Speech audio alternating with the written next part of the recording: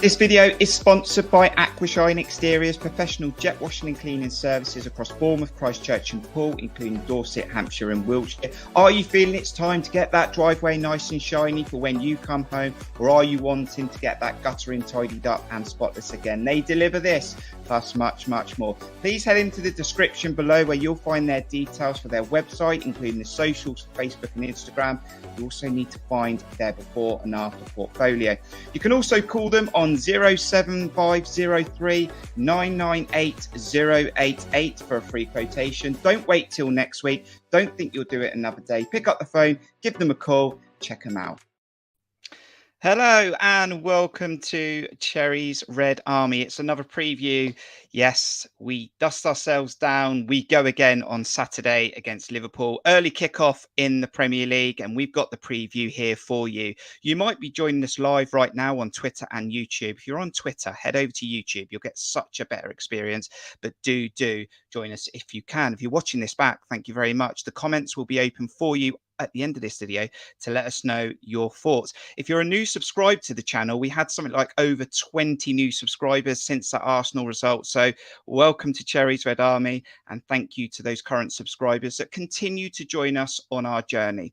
We also minimum target on this match preview of 50 likes. So smash that like right now and help us achieve 50 likes on this video.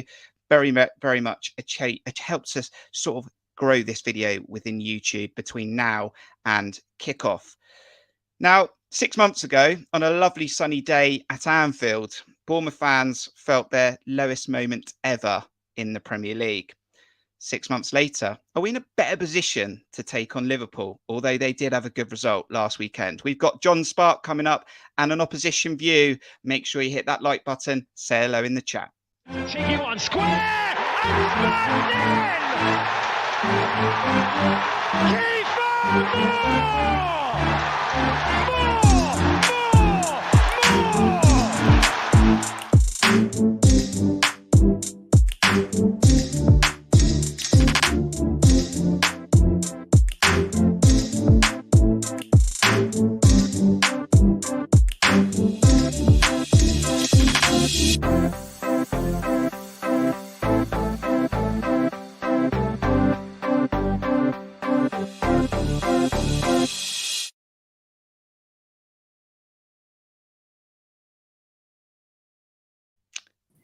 It's our very own Jon Spark. It was a sickener at the weekend. We go again. We do our best on these previews to look for the optimism and see what we can do this weekend. How you doing, John?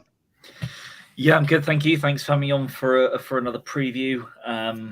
Yeah, it was a sickener after last week. But as per the title of the video, this weekend gives us a chance to right two wrongs: the Arsenal defeat and the reverse fixture against Liverpool. But we'll see whether that actually happens or not. Absolutely spot on. We've also got an opposition guest. We've got Chris joining us from the LFC Daytrippers podcast, and I'm sure he's in a very, very good mood coming into this. How you doing, Chris? Tell us about the podcast and tell us how you're feeling as a Liverpool fan right now. I'm elated after last weekend because it's for Liverpool, it's been a bit of a... I'll be honest, for what we expected, it's not been the season we wanted, really. We've been very erratic. So, but yeah, I'm from LFC Daytrippers. It's an Irish-based podcast, so we try and do a show pretty much 40 shows a month. Most nights we're on YouTube 10 o'clock. We've got John with us tomorrow, so we're doing a bit. We like to do like a Premier League preview on a Friday, but we like to get a couple of fans on from other teams because then it gives you a bit more of a outside your Liverpool bubble. What do other fans think? How do you think? Do you perceive things as bad as they are or as good as you think they are? Mm-hmm. But yeah, I'll probably say, apart from the Madrid result, the last 5-6 games have been quite good for Liverpool. We found a bit of consistency before the United game, maybe not always the fluidity, but a bit of consistency, which has been nice to see. But we've been so erratic away from home, and especially early kickoffs. They're the two things at the moment that seem to be a bit of kryptonite for Liverpool, which, to be honest, for Bournemouth, you might be quite pleased to hear that. But yeah, 12:30 kickoffs aren't great for us at the moment, and away games aren't great. I think form-wise, we're like fourth at home, but away from home, we're like 8th, 9th. We just haven't quite got that pattern yet. I think it's a combination of merging new players in and probably not get it right in the summer, if we're being perfectly honest. Yeah, we'll dive into that in a little bit because I'm interested to know where potentially Bournemouth can hurt Liverpool. Let's see who's joining us this evening on YouTube. It's Mark Singleton. Good evening, Cherries. We got Matthew Gale. Evening, guys. Still gutted from last Saturday's game, but we go again this Saturday. We've got Alan joining us. Evening, all. Chris Hubble. How are you? Wayne Walden, who's a Fulham fan, but he's a kind fan. He likes to pop in on these previews and give his thoughts as a different fan for a different team. Liam Humby, evening all. How are you? We've got Kev. Kev's from the Trippers. Also from the LFC Daytrippers. And we've got Matt underneath, who's also from the Trippers. So a couple of Trippers will come over as well. Brilliant. We've also got Alex joining us next week and new things around the corner with banners outside Steve Fletch stand. I feel confident this week. Hope you're all okay. And we've got another one in there as well. So we've got lots to talk about this evening today on this match preview. But John, firstly, we haven't done like a little trivia or quiz for absolutely ages. And I think off the back of that result last weekend against Arsenal, I think I just need to bring some little bit of fun to this preview. So you can get involved in the chat. I don't actually want the answer to this quiz just yet, but please do have a think about this in the next half an hour. And John, this is what I've gone for on this one. And Chris, you can have a think about this, but you probably won't be in the stream when we come to give the answer. But there are 6 players that were in the matchday squads when Bournemouth beat Liverpool 4-3 in 2016-17. And as you will see there, I've actually helped give you some Liverpool and Bournemouth badges. So you know there's 2 Bournemouth players and 4 Liverpool players that are currently still in the current squads for Liverpool and Bournemouth. So think about that. No cheating, especially you, John. Absolutely no cheating. And we'll see how many you can get later on in the stream. So that's a positive, fun moment for us. And we might get some of Chris's thoughts before he goes to see if he can get any players. That's our fun thought, but we do need to start this preview going backwards to the start of the season when Bournemouth took on Liverpool. Now, in a week, John, where Scott Parker's picked up his second P45 of the season, the first P45 was after his post-match comments to a 9-0 loss against Liverpool. I think you were there. Confirm that if correct. Yeah. It wasn't a great performance. It was a low point, our worst result as a Bournemouth team in the Premier League. And yeah, what a dark day that was. Yeah, very dark day. That was our. I think my response to that, because I was at that game, and I think my response to that, because I remember doing a piece in front of my phone on that one. That was one of our highest viewed videos for quite a while, actually. Yeah. Followed by a lot of Liverpool fans on there, to be fair, saying, cheer up, it's not going to be that bad all season, or it's just, what do you expect from a game like that? And the fact of the matter is, you don't expect to get beat 9-0. We were very, very close to making an all-time record of worst defeat in the Premier League, which had Mo Salah been involved in any of the goals, which miraculously he wasn't, as a direct goal or assist. I'd imagine we probably would have done. And Scott Parker, he talked himself out of the job, talking about how the squad wasn't good enough. And, if he'd actually kept his mouth closed, he may well have found all that money he was looking for when we got new investment, only a few months later. I still feel he set us up in that game to lose, in the way that we went about it, in the 4-4-2 that we played, which had very little structure, very little anything about it that had any cohesion, and it was just a very embarrassing day. The one thing that I do remember very fondly from that one was just the Bournemouth fans. I think there was a large amount of gallows humour, but I think a lot of the Liverpool fans that were there will remember that the Bournemouth fans didn't leave. They stayed till the very end and clapped their team off the pitch. It was embarrassing. It was a very, very difficult thing to stay there and watch, but we understood that we went there with very little hope. We hoped it wasn't going to be that bad, but we still, we will still support our team, and that's what we did till the final whistle. Chris, I'm trying to think back to then, and I think you were struggling to score goals. Might be wrong in thinking that, but I think it wasn't the best start to a Liverpool season. And I thought, you never know, we might have a little bit of a chance here. But as the first one in, second, third, and we just completely fell to the ground, you just ran away winners. I think Alexander Arnold was coming under criticism for his defending. I think he scored on the day a bit of a great goal. I mean, yeah, 9-0 must have been a bit of a confidence builder for you with the start that I think you had to that season. Yeah, the start we had wasn't great. I think we drawn with Fulham, drawn with Paz, and we got beat 2-1 at Old Trafford. And I'll be honest, the scoreline flattered Liverpool. We were absolutely atrocious away at Old Trafford. So I'll be honest, I remember doing a preview show with it was another Bournemouth podcast, and we were a bit apprehensive going, it's got to turn around at some point. But we were a bit like, we just don't seem to click, because we'd actually done well in the Charity Shield against City. So we kind of thought, oh, okay, looks like same well Liverpool, and it wasn't that way. But I think even after we beat you guys, we got a scrappy 2-1 against Newcastle. But then after that, we were again a bit indifferent after that. It's been sort of stories, and we've had some in the early part. I think we had a couple of surprise results, and I mean that was also a game where Liverpool played well on the day, but it was also one of those games where literally everything we hit went in. And the Federer, you have games that, Harvey Elliott scores a goal from outside the box, which he hasn't done many of before then. Trent, that was his first goal in quite some time. I didn't realize Luis Diaz could head the ball. He's a good player, Luis Diaz, but you don't realize how good he is in the air. So there was element. And look, Liverpool actually, the thing is, at 1-0 up, Bournemouth had chances. And there's still the problems with Liverpool back then that we've seen in this series. Bournemouth still had chances to run through Liverpool's midfield and get one-on-one with Alisson. I know people forget that because it's 9-0, but Liverpool actually didn't start as great as they should have done. So, it was just one of those mad games. I mean, a bit like the one at the weekend, to be honest. You just don't expect them. Sometimes you have to chalk that up to Bournemouth look low in confidence. I mean, look, the manager got sacked straight afterwards, which not many managers survive a 9-0, especially the way he conducted himself post the results. Was sort of taking no accountability and it's not my fault. What do you expect with this lot? Which I kind of think I think when you've got beat 9-0, the last thing you need is your manager then saying, yeah, but the crap, so what do you expect? That's how it came across. And I was just like, I don't think the hell. I mean, the fact then he's got a job at a Champions League club and got stuffed, was it 6-1, which I found really funny.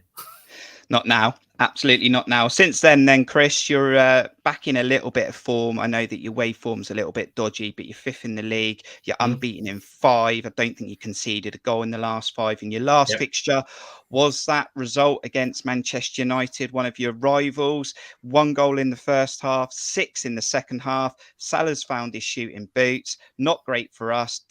Nunez is also finding a way to score goals. And tell us about that result last weekend. 7-0 to Liverpool.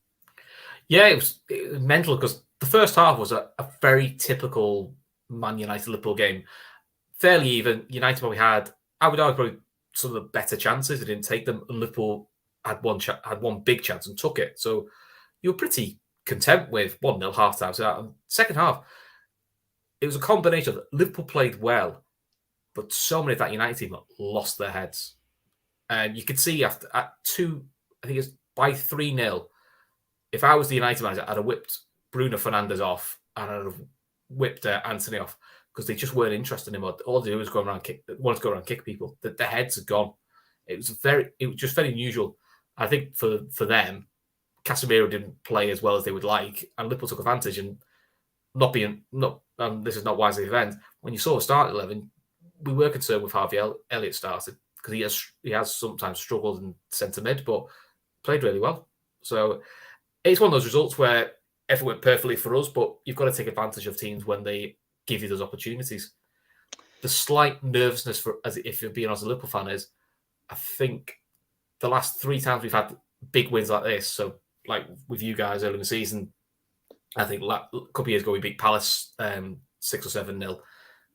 We actually struggled in the next game to back it up.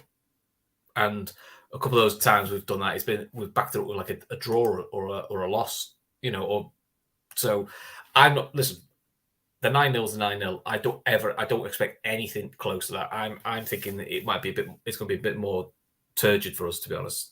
partly because of the kickoff time, which isn't great for us, and it's just a year four of a big win like that. It's hard to back it up. So just because you beat United 7-0 doesn't mean, oh, that's it, we'll do a Bournemouth again 9-0. I think anyone who thinks that's kidding themselves a little bit. Sunday wasn't a great day for me, John. I'm not going to lie, but watching that Liverpool game, as I've said, I think Man United had their chances. Rashford probably had a really good chance that he would have stuck away in great form. And it was a very tight game up to that half time. And the second one went in, and then the third very quickly after that. And it's not what you expect from a team that's just won a Carabao Cup, a team that's in confidence, have beaten Barcelona in Europe. But really, they fell apart. And I think it's Man United's worst result ever against Liverpool, but did not see a 7-0 coming. And I was like, oh no, why are they picking up a result like this a week before us? Yeah, I believe it's Man United's joint worst defeat since 1931, I believe it was, at some point in the 1930s. But yeah, I think when I was considering what I would like as a result out of that game in terms of how would Liverpool feel when they were coming into this one, I definitely wanted them to win, because what you wouldn't have wanted was Liverpool coming to Bournemouth off the back of a loss at their biggest rivals, going, right, we're going to take these guys to the sword to get this anger out of our system. And instead, they come off on a wave of, just a wave of bliss almost on that one. I would say that I do think that before even knowing, as Chris talked about, the fact that they've come off the back of big wins before and struggle to then sort of back it up again necessarily, I do think Bournemouth will be maybe not quite as defensive, well, certainly not as defensive as they were against Arsenal for the majority of the game, but play up in a similar way to they did against Man City, which is trying to defend relatively, being deep at times, packing the defence, making it difficult for Liverpool to get decent shots on goal. So, and I do think that Liverpool could well, if they're not right on it, if they don't view the game in the right way, if the players don't approach it in the way that you should any Premier League match, if they think back to the 9-0, if they think about the confidence they've taken from the 7-0 and don't actually really go at us in the way that they should, then we might be able to catch them cold. And that's sort of what I'm hoping, in a similar way we did to Arsenal. I'm not expecting us to score within 9.11 seconds again, but yeah, it's still going to be another really, really tough game. And we are yet to take a single point off the supposed Big Six. So there is not a lot going for us in terms of whether you look at history or whether you look at current form.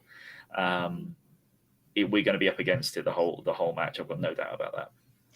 Your problems, though, Chris, and the reason you're probably not in title run-ins and you're not fighting for that Premier League this year round is you're on the road. You've really struggled on the road in away games. I think that you've got a minus goal difference, 6 losses. You've dropped points against Forest, Crystal Palace, Everton. Why have you really struggled on the road, Chris? I think it's a combination of, I think it's confidence. I think we're very inconsistent, and I think teams have took advantage very quickly of some of the issues we've had getting a settled central midfield. The problem with central midfield has been some players have got too old, and some players they're just at the start of their career and probably are being overplayed. So trying to get a settled lineup hasn't helped. We've had Naby Keita, he's barely kicked the ball all season, so having to overplay the Hendersons and Fabinhos.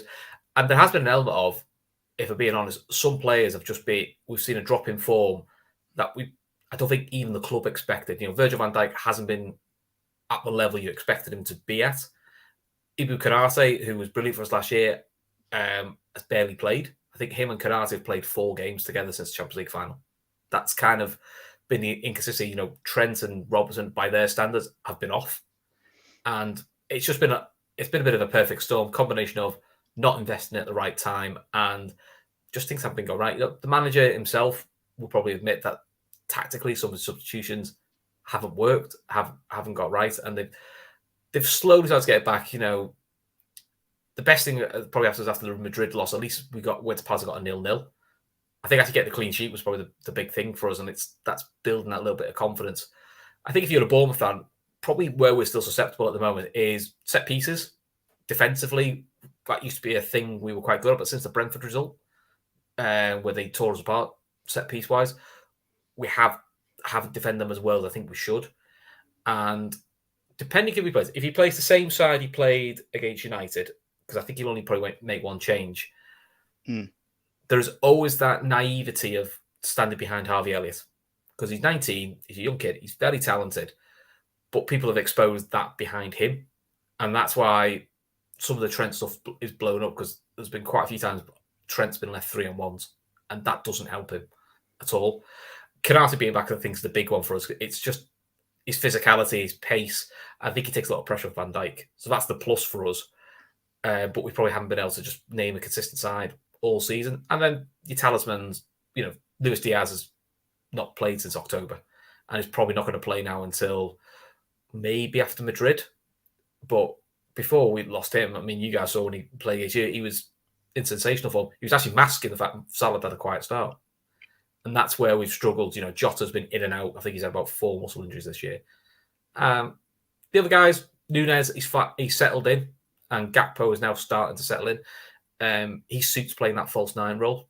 He seems to be the Roberto Firmino heir, I would say. And I think that is what helped us against Man United. He dropped in clever positions where sometimes he became the 4th midfielder, or just positions where there was an position where does a centre-back go over him or does a midfielder get him? And Liverpool probably haven't been doing enough of that this year, where they're making other teams think how to stop it. So I think I just think it's a combination of a few things, unfortunately.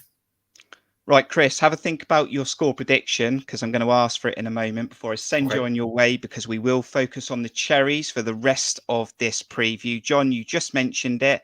I think this stat is correct. And we have really, really struggled against the so-called Big Six this season. Previously, in our Premier League seasons, we've had successes against Man United, Chelsea, once against Liverpool, Arsenal, Spurs. Never, ever, as we know, beaten Manchester City or taken the point off them. Still waiting for that. That nearly come at the weekend. And potentially this weekend, we have another opportunity.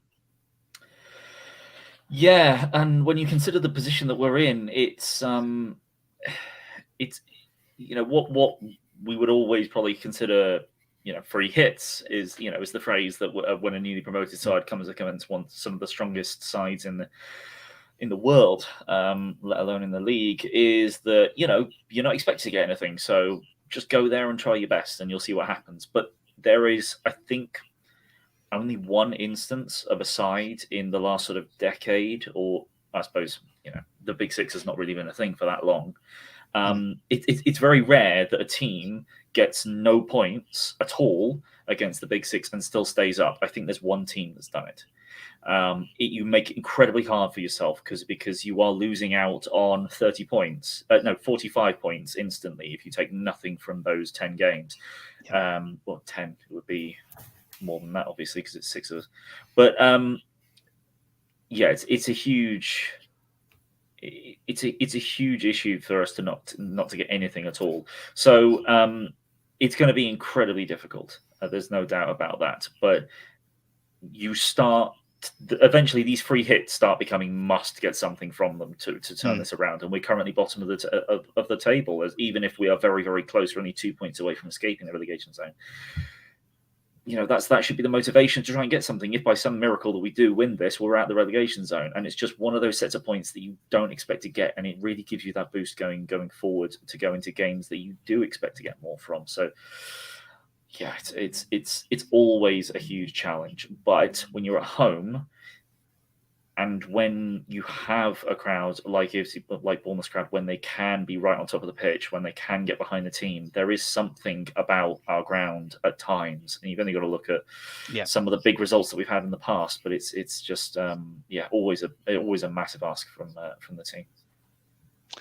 Chris, it's been brilliant to have you on. You've got your preview tomorrow night. Details for Chris and the LFC Daytrippers details podcast, the YouTube channel should be in there. Follow them on Twitter. Check them out tomorrow. How's it going to play out for you then from a Liverpool point of view on Saturday, 12:30 kickoff? And what's your score prediction? I'm hoping for Liverpool it's an early goal for Liverpool. Obviously, because we have a habit away from home of going 1-0 down in the first 10 minutes, and that kind of is, we're always playing catch up, and that's what's been doing us in a lot of away games. So, but listen, we're 5 games undefeated now. We've got 5 clean sheets in a row. I do think we'll concede because it's just lower averages as well. To be fair, you can't not always concede. So, I think from the team that played United, I think the only change might be Robertson might come out for Simicast, because I think Robson picked up a knock when a fan ran on the pitch and fell over and nearly 2-footed his own player, which is great. Just what Klopp you want. Was not happy. He was not happy. I thought Klopp was going to chin him, to be honest. I think half the crowd wanted to as well. So it wouldn't surprise me if we rested Simicast, because the good thing for us is having a week off. It's almost like having a week off to get out your system. Yeah. I suppose if I was you, you'd rather have played Liverpool on Wednesday, because you're probably still thinking about what's just gone on. So I'm going to go for a 3-1 Liverpool, but I do fancy you guys to get one against us. Thank you, Chris. He's going for 3-1. We'll be giving our score predictions later on in the preview, and you'll have your opportunity to give us your score prediction interactive chat. But Chris, best of luck after this weekend for the rest of the season. Thanks for joining us, and good luck with your preview tomorrow night, which John will be on. Thank you. No worries. Cheers for having me on, guys. Thanks very much. See you later. Thank you very much. And we will now focus on Bournemouth. We can't ignore it. We know what happened last weekend. We're going to talk about it, and we're going to see how the Cherries can somehow pick up a point against a big, big football team in this league.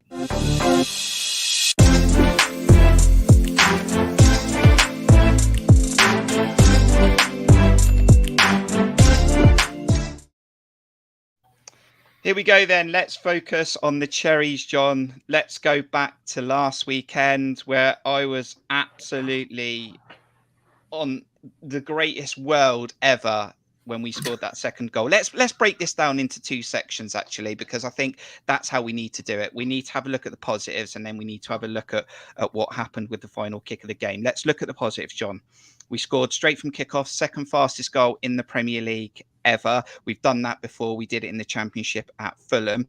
Senesi's goal was also brilliant. What a great way to see a delivery from someone like Joe Rothwell and a bullet header from Senesi.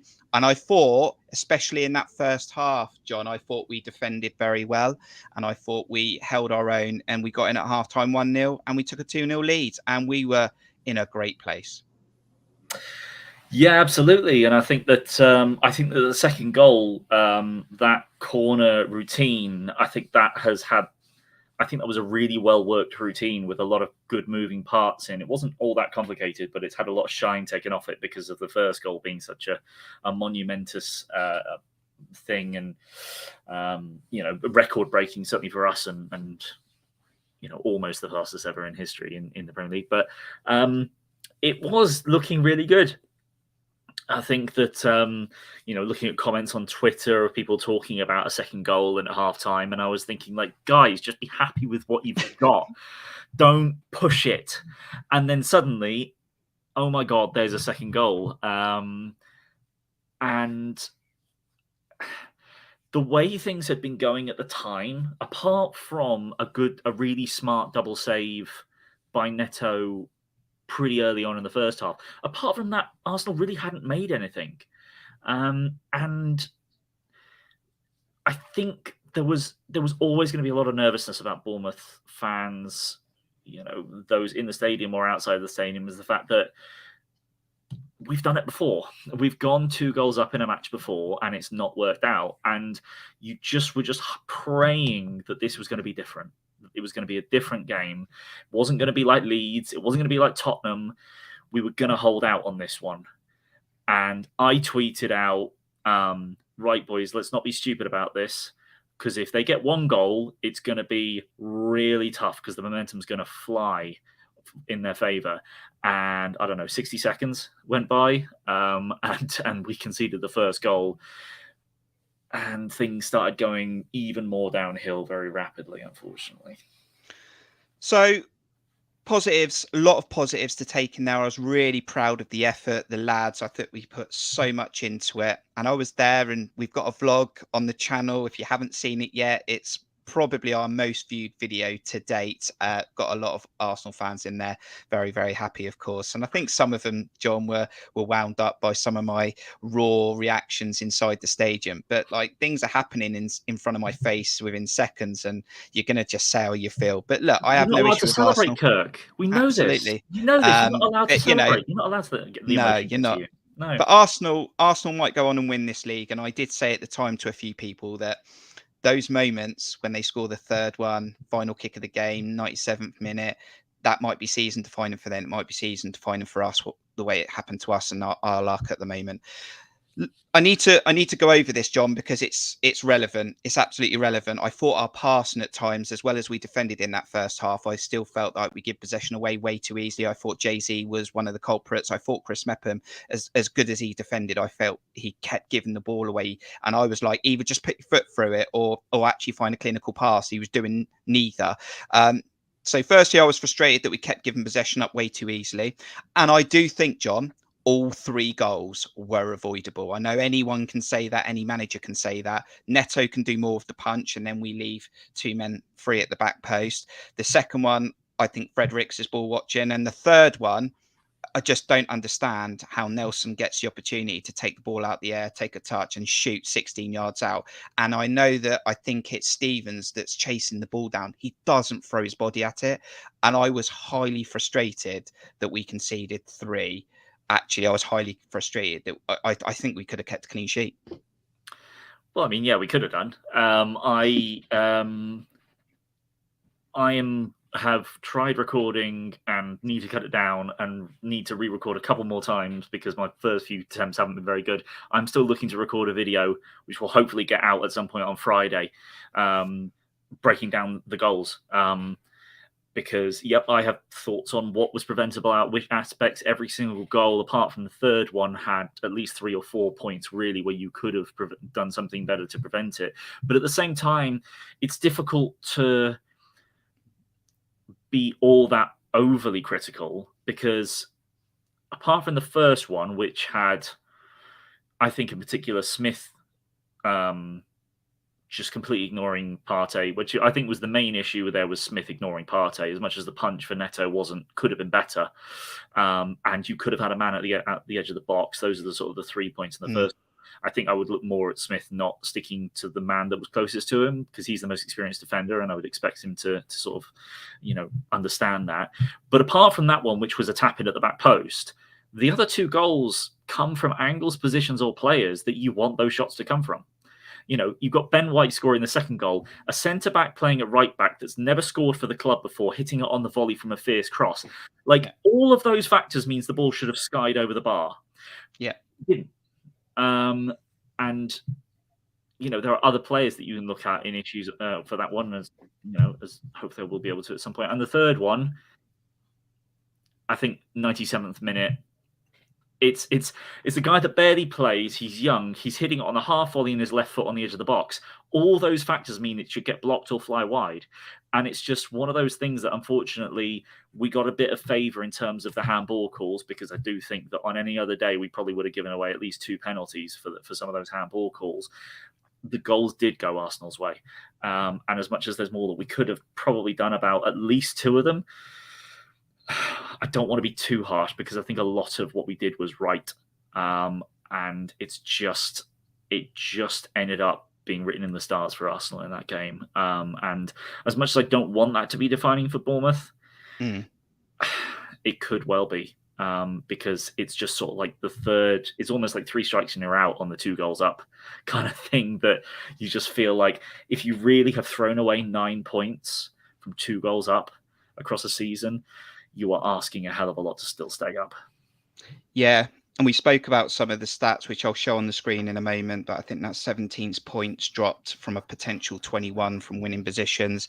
That's another big team, big top 6 team that we haven't taken anything from. It's the 3rd game, as you've said again, where we're 2 goals up and we've ended up losing 3-2, etc. And I know that there are some good performances in there, John. I thought Philip Billing actually was the man of the day for Bournemouth. I thought Joe Rothwell was a massive positive because, again, before kickoff, Traore's not on the team sheet, Lerma's not on the team sheet. This squad becomes depleted game on game just when we need players to come in.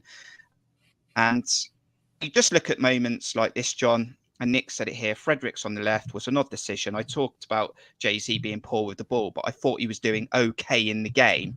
And I actually think that Fredericks was at fault for that Ben White goal.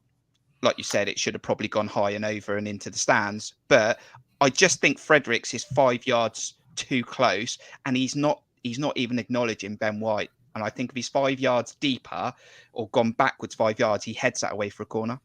Here's what I would say. And again, hopefully you'll be able to watch this on a video that we release tomorrow at some point. Fredericks has a man already. He has Odegaard, because I've looked at it back and we had 4 against 4 at the back. And actually, I think Smith should have been closer to Nelson, who puts in the cross. Senesi has been dragged out of position for whatever reason. The clip doesn't go back far enough on AFC Bournemouth's YouTube channel, so I can't see why. And I think really the man that should have been keeping a better eye on Ben White is Jayden Anthony, because that's right back against left winger. And Jayden Anthony actually takes a step forward because he thinks we've won the ball back. We don't. And he's too far out of position to really keep an eye on Ben White. And he has a look over his shoulder in season, but he's way too late to be able to get back into position. I think there's about 4 points maybe in the second goal, similar to the first goal that we could have prevented it. I think that there must be an additional reason why Jay-Z was taken off, because I agree with you, Kirk, and his stats show Jay-Z attempted 8 passes and completed 2 of them. And you look at, I mentioned at the start Neto's double save. That all comes from Jayden Anthony trying to dribbles past 2 players, stands in the middle of the pitch and loses the ball because he's surrounded by Arsenal players because he just doesn't pass it or doesn't know what he's doing. And there were all those moments where his passes kept getting intercepted. He wasn't clearing it properly. Really was a risk for us, which is a shame because defensively he was the best performing defender in terms of tackles for us on the day. But I think that was an issue, and I don't blame the change, particularly who's going up in Saka. I think JC was probably quite tired as well because Saka was tormenting in that half as well. So I do understand why, and I think if Vigne had been available, but of course he was injured, Vigne would have come on, but we didn't have him, so it had to be Fredericks. And it's an interesting one, I think, with regards to Frederick Smith, Jay-Z. We'll come to it when we preview the lineups, but I've got an interesting theory about what we might do with regards to that, which I don't like, but I've got a theory about what we might be doing on the lineup for that one. Let's just take a look at this then, because it could be absolutely massive come May. 17 points lost from winning positions, 4 points achieved from a possible 21. And well, that's obviously with regards to drop points, but we've dropped points in these games against Newcastle, Fulham, Spurs, Leeds, Forest, Arsenal. And on the day, John, if you'd said to me that we had taken Arsenal to the final kick of the game and we'd scored 2 goals, I'll be like, I'll take it. I'll absolutely take it. But when it happens, it was a sickener. But when we look back on this, we've got to try and chase down at least 14 points from here. And that might not be enough. Every game that ticks on, that we're actually getting ourselves into a football match and we're not taking points, the task becomes harder. Games are running out, 13 left. And we look at those stats. And that's the stats, John, that we're going to look back in a few months' time and think that doomed us if we don't stay up. Yeah, that's absolutely true. And you've got to look at some of the games we got left. Admittedly, they're at home, but you think we've got Liverpool at home coming up. We've got our final home game of the season is Man United at home. We've still got to play Chelsea at home. We've still got to play Tottenham away. There are some other slightly more, other games that you'll look and say, okay, Southampton, there's a really important game. Leeds at home, that's a massive game. Fulham, even if they're doing really well, that should still be a game that we should be looking to get points from. And obviously Everton away is our final game of the season. All games that we could definitely do something with. But even if we were to win those 4 games that I mentioned in terms of what we could do better at, that's 12 out of the 14 points, at least 14 points that we're going to need. And even if you think, okay, of the 17 points we've dropped, even if we kept 5 of those points, we're 3 points above the drop zone, and we're in much better position mentally, and in terms of what we can allow from the next few games coming up as to what we'd be forced to get to push towards survival. I think losing as many points as we have from winning positions is just criminal. And it's amazing to think that Leicester have dropped even more. I think they've dropped 21. I think they're the leaders in the pack on that one. But yeah, it's not helping the cause at all. Now we'll take a look. Well, I say we'll take a look, John. I need to tell you something because I haven't prepared you actually. I normally have a graphic for a predicted 11, but I don't have one for this one. But we'll talk about potentially what players will be available for this game. But we'll give an opportunity for the chat and for yourself, John, to think about this. So the little trivia quiz that we're doing this evening on this match preview, there are 6 players that are currently in the squads for Bournemouth and Liverpool, but there are 6 players that played in the fixture that Bournemouth won 4-3 in 2016-17. If you want to play along in the chat now, try and tell us what players you think they are. 4 Liverpool players, 2 Bournemouth, currently in the squad, and were part of the matchday squad in 2016-17. So we'll do that in just one moment. Throw those names in the chat. So John, as I said, I've looked today. There's a clip that's been released by Bournemouth with regards to training, showing the lads preparing for the fixture. I didn't see no Dom Solanke. I'm not sure if I saw Neto completely in there. He might have just walked out from the changing rooms. No Tav, no Traore, no Lerma. This is worrying times, or are we just saving these players for these games that we think we're going to win after Liverpool? No, it's still concerning, and I think it's one of the mitigating things. I think that people have. I'm pretty sure I mentioned it in a tweet at some point, but I think it's the thing that a lot of people aren't considering is the squad depth at the moment because of the injuries we've got. I think it's 8 injuries in total, possibly 9 if Dominic Solanke isn't fit, as you mentioned. You didn't see him walking out. But, Lerma definitely would have played that game. Although if Lerma plays, we don't score that second goal probably because Rothwell did put in a really good free kick, which led to the corner, and then a really good delivery from the corner. But he has that defense. It's Jeff. We know what he does, and he definitely would have helped.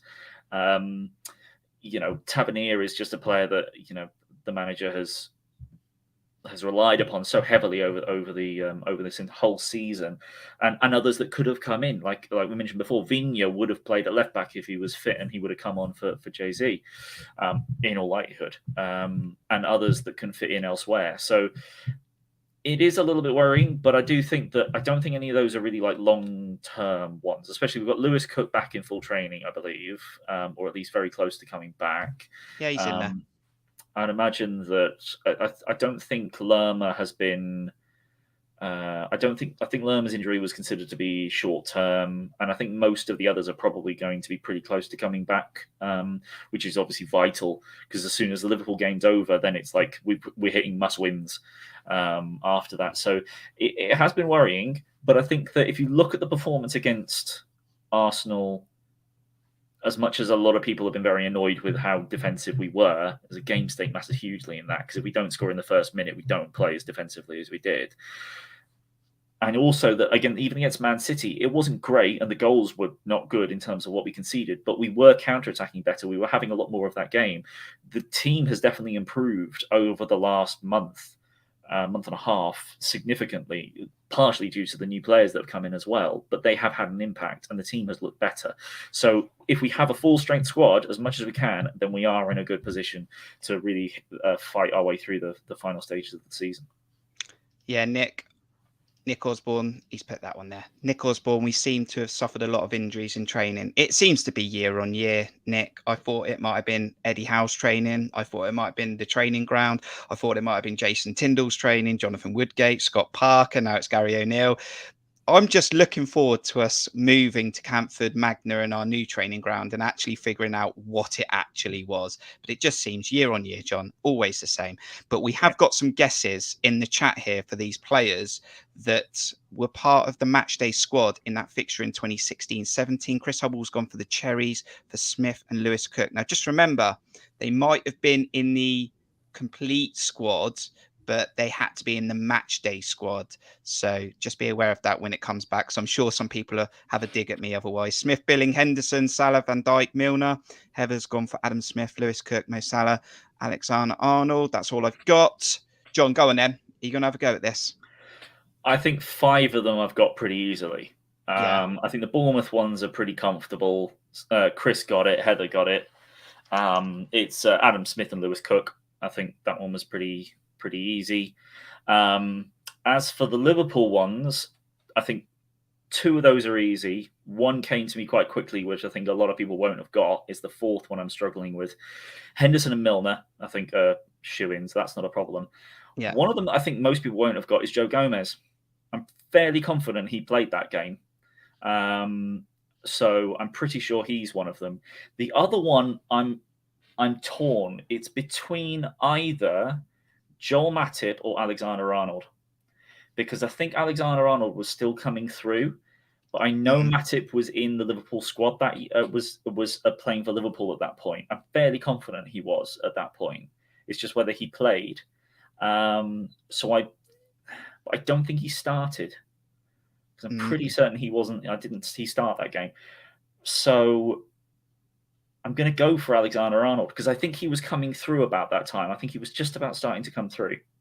This is really interesting, because I've had to just go and double check now. And I know I've done it 3 times already, but there's some names that have gone in there. And I'm like, actually, it sounds like they should be in this quiz. But it is the match day squad for that fixture.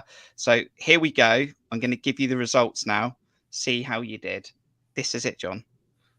Guess the 6 players that were in the match day squads when Bournemouth beat Liverpool 4-3 in 2016-17.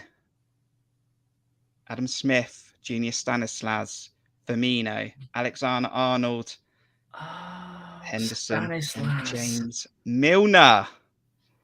See? Firmino. Oh, right. I thought Joe Gomez was played in that game. So I only got 4.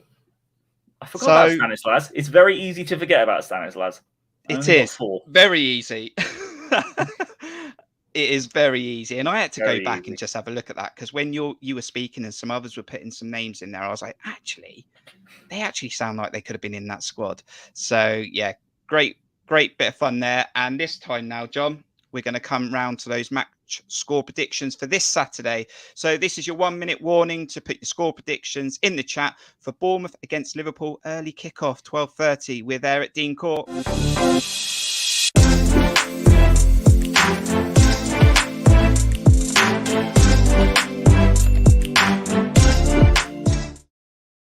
Time for those score predictions in the chat.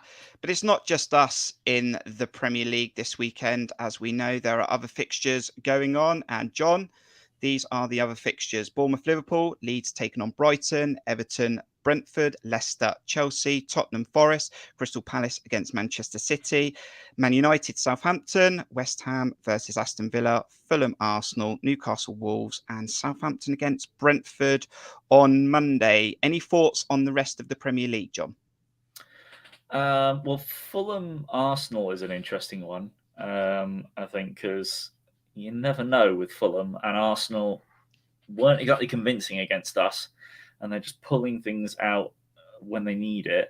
Man City, I'm pretty sure Crystal Palace are like Man City's bogey team. I just remember Palace just always getting something against City. It feels like there's no like massive clashes, really. The one thing I would say is if anyone wants to put a bet on this weekend, put it on Newcastle Wolves to finish 1-1. In their last 15 games, it's finished 1-1 9 times. A 60% hit rate on 1-1. So there's my tip for the week, which will guarantee you it doesn't finish 1-1. But that's an interesting stat I heard earlier. But yeah, no massive games this weekend, which is probably why we've got on telly, to be fair. Yeah. But hopefully we start the weekend well. Absolutely correction there. The Southampton-Brentford game is probably a rolling fixture for midweek. maybe a game that was missed earlier on in the season. So yeah, Southampton have got Man United. Right, let's get some score predictions on the screen for us. And thank you for joining us this evening on this match preview. Do hit the like button and subscribe if you're new around here. Mark Singleton is going for a 2-2 for the Cherries to score another 2 goals in the Premier League. Stephen's going for another clean sheet this weekend with a sneaky 1-0 win to the Cherries. We got a glass half full, 2-1 to Bournemouth. Wing, unfortunately, is going for Liverpool 4, Bournemouth 2. A cracker at the Dean Court, maybe not for the right reasons for the Cherries. We'll stop there in the chat. John, over to you then. I normally go first, but I'm going to let you go first. What's your score prediction and thoughts on this fixture on Saturday? Oh, how generous, Kirk. I really haven't even given it a second thought at this point, to be honest. Because I just don't. I don't know. I'm still sort of hanging from that loss. I think against Arsenal in terms of I think a lot of my confidence in how we could have dealt with this game has dissipated somewhat. I agree with our guest Chris earlier. I do think that we will score. I think that we have that threat on the counter, and clearly we can do something in set pieces. And as we mentioned before, Liverpool don't travel well, and they're also off the back of a victory that could see them get a bit complacent against a team they've already scored 9 against so far this season. So I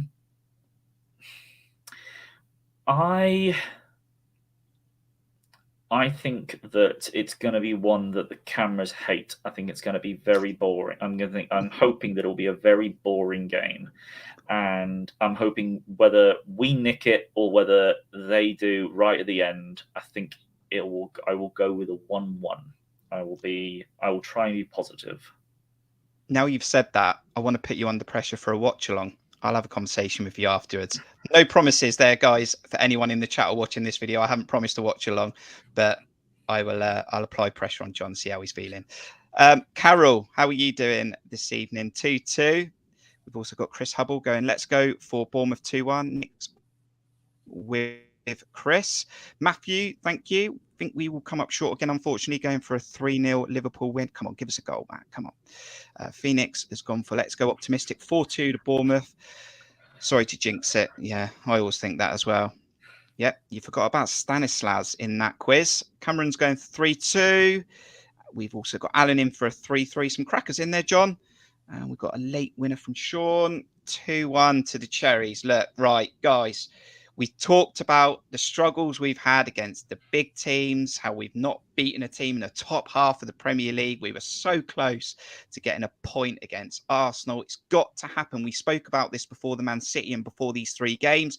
We've got to pick something up against these sides. We can't put everything on these other teams that are in and around us, all above us, by the way, that we're going to beat them, because we're never guaranteed that. And I think, John, as well, as I give my score prediction, and I'll get your thoughts on this, those other teams that we're going to come up against is a different fixture to this one. What I loved about the Arsenal and the good periods of Arsenal is that's how we should have approached it, because we've absolutely got to be a free spirit, go for it, hit them early, hit the goals. We know we're going to come under pressure. We know they're going to dominate the ball. But look, we're not expected to get anything from these games, especially on the road. Let's have a go. And I think Liverpool's similar to that. I think the crowd can play a massive part. And we have to pick up something in this fixture against Liverpool, taken into, I think it's Aston Villa next. 1-1. Going to agree with you, John. I think it's going to be 1-1. There's a 1-0 to Bournemouth as well there. My thoughts then, John, on what I'm saying after this game, if we don't pick anything up, I think the dynamics of playing as Southampton, or West Ham at home, Leicester on the road, Palace on the road, Leeds at home, those fixtures are very different, because I think they're going to ask a lot more of us. Well, it just asks different things of us, I think, and I think that teams like Bournemouth do treat, or tend to treat, the games against the Big Six in a different way to the games in which they treat the games against the other 13 teams in the division. We know that there is a gap in ability between the two sets of teams, and it's about having the tactics and having the setup that tries to close that gap. And really, the way that Bournemouth's attacking outfield setup is sort of designed now, it suits us playing against the bigger teams because our counter-attack game is strong. We need to be better at finishing those chances. We had which game was it where basically every counter-attack just sort of broke down within Wolves. Pretty much every counter-attack broke down within 2 passes, and then you come to Man City where it looked like, well, we might actually start to make something at times against them, and then you go to the Arsenal game where the one massive counter-attack opportunity that we had was saved by, it was a really good save by Ramsdale, but it was inches away from being a wonderful counter-attacking goal. Dink it. Yeah, that was flying over the bar. I really do think, but I do also think that would have been ruled out for offside. I think Billing was a millimeter offside on the through ball from Solanke, but we'll never know on that one. But I think that we need to, as much as people have maligned the 5 at the back setup, and I do think that it helped in this particular game because we were defending so deep from so early. I would prefer us to try and pack the midfield a little bit before against Liverpool, particularly as the midfield is probably their weakest it's been in years. But they have some very, very strong weapons up front in Mo Salah, the chaos that is Darwin Núñez, and Gakpo is starting to really turn things on. So it's going to be very, very difficult. I could see us setting up in exactly the same as we did against Arsenal. And it's just a case of, can we make the most out of those counter-attacks? Can we win the ball high up and turn them over and force them to go back the other way, which we didn't really try to do against Arsenal because we had something to defend. But we'll see what happens. Final couple of comments, couple of shout outs as well, and we'll close off this match preview. Mark, don't think we have won a 12:30 kickoff. Until Saturday, Mark. Until Saturday. Sean has also come up with, I joined the conversation late, but next one I want to bring up, should Kiefer Moore have a chance, or at least a plan B, especially with our new wingers that can cross. I definitely think this is a conversation that's coming, Sean. It's something that I raised as well, that I think Kiefer Moore has got to say in this season still, but we've got to play to his strengths. We've got to put the ball in the box. By putting the ball in the box, we also need to get more men in the box to create spaces for Kiefer Moore. The more people we occupy, the more room he can find potentially in spaces. So yeah, interesting conversation. I think that's coming, John, very, very soon. A few shout outs then. Thank you to our monthly members for supporting the channel. And you can become a member or donate at buymeacoffee.com/Cherries Red Army. Really appreciate all the donations. Thank you to our new subscribers and current subscribers. We've gone way past 1,400 now, so thank you very much. And of course, hit the like button. Also want to put a little shout out here for Heather. Saturday is her Game 2 dedicated fixture celebrating International Women's Day. Please check out Heather's Twitter. You see it on screen. I'll leave it on there for a few more moments. So please do check that out. It will stay in the chat and get behind International Women's Day, which was the other day, and her Game 2 as well. John, we've done it. It's another loss from last weekend. We stay positive. It's another opportunity to right the wrongs, and we'll have a go on Saturday. Yeah, we definitely will. It's just want to hope that the fans really get behind the team, and really show what we can do. Because there has, as much as there was a very fallow period in the performances the Bournemouth were putting out over the last sort of month and a half, maybe 2 months, there has been a steady improvement. I'm very confident of that, and I've been seeing it over the past several games. We're now starting to hit the levels that I think we all hoped we'd hit more towards the middle of the season. So I'm hoping we haven't peaked too late. But this is a chance to really show what we can do at home, under the cameras, or in front of the cameras rather, not under them, as opposed to under the lights. And really, really go at it. And I mentioned in terms of we don't have a lineup thing on here, but I did want to mention that I think that the one thing I do wonder in terms of possible changes going into the game is that Adam Smith going up against Darwin Núñez, who is playing as a left winger, is a worryingly terrible mismatch. So I do wonder whether he'll put Fredericks at right back to deal with that. And as such, if he did, would he put Adam Smith to left back to go up against Mo Salah? Because I would not want that either. because I do think Jay-Z has shown he can defend well.